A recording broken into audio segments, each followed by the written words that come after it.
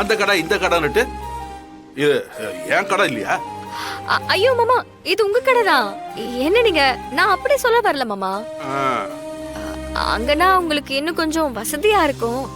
பழைய கஸ்டமர்ஸ் எல்லாம் பார்க்கும்போது மனசுக்கும் சந்தோஷமா இருக்கும்ல, அதுக்காக தான் சொன்னேன். அம்மா, அதெல்லாம் ஒன்றும் பிரச்சனை இல்லைம்மா. அந்த கடை நம்ம கைக்கு வந்துருச்சுன்னு ஊருக்கே தெரியும். நான் அங்க போய் உட்கார்ந்துதான் அதை நிரூபிக்கணும்னு அவசியமே இல்லை.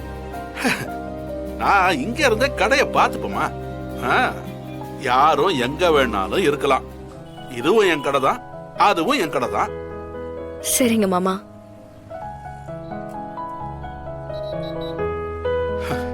அம்மா, நாம பிரிஞ்சில்ல ஒன்னாதான் இருக்கிறோம்னு ஊருக்கு தெரியணும்.